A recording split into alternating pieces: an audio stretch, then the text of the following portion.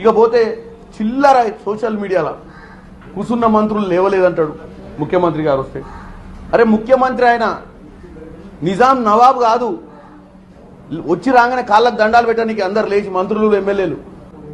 నీ దరిద్రపు సోషల్ మీడియాలో ఈ వీడియోస్ అన్ని రిలీజ్ చేయించి ముఖ్యమంత్రి మీద మర్యాద లేదు. ఎవరో ఏదో సందర్భంలో ఏదో సభలల్లా ముఖ్యమంత్రి గారి పేరు మర్చిపోయారు, ఎవరో సినిమా యాక్టర్ ముఖ్యమంత్రి గారి పేరు మర్చిపోయాడు. ఇవన్నీ చూస్తుంటే నువ్వే చేయిస్తున్నావు అయింది అనిపిస్తుంది. ఏదో విధంగా ముఖ్యమంత్రిని డిమోరలైజ్ చేయాలని, ముఖ్యమంత్రిని ఏదో విధంగా తెలంగాణ ప్రజల ముందు చిన్నతనం చేయాలన్న పిచ్చి ఆలోచనతో నువ్వు చేస్తున్నట్టు అనిపిస్తుంది. ఎవడా తెలుగు మాట్లాడాలి పెట్టినోనికి బుద్ధి లేదా?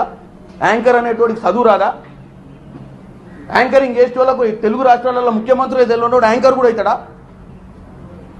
ఇలా మనం చిన్న చిన్న దాంట్లోనే ఇట్లా కాగితం రాసుకొని వచ్చి చదువుతున్నాం. ఒక ఎంపీ గుండి నేను ఒక యాంకర్ ఒక ముఖ్యమంత్రి వచ్చినప్పుడు ఏ ముఖ్యమంత్రి వచ్చిందో తెలియకుండా చదువుతాడా? దీని వెనక ఏదో కుట్ర ఉందని నాకు అనిపిస్తుంది.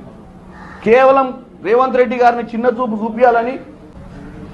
ఎందుకంటే ఏదైనా జరగకముందు ఆడ జరిగిందో లేదో 2 సెకండ్లలో మొత్తం లక్షల మందికి దోషిండు. అబ్బా చూడు చక్కదనం అని. 50 మందిని 100 మందిని వార్ రూమ్ అని పెట్టుకొని వీడియోలన్నీ పంపు చేసుకుంటా, మళ్ళీ వీడియోకి కంటెంట్ వీళ్ళే కంటెంట్ జనరేట్ చేసుకుంటా, వీళ్ళే షార్ట్ వీడియోలు తీసుకుంటా, మూసీ నది మీద కొంతమందిని పెట్టి డ్రామాలు చేయించి మూసీ నదిని ప్రక్షాళన కాకుండా ఆపడం. ఎక్కడ మంచి కార్యక్రమం అయితే అక్కడ కొంతమందిని పంపించి డ్రామాలు చేయించడం.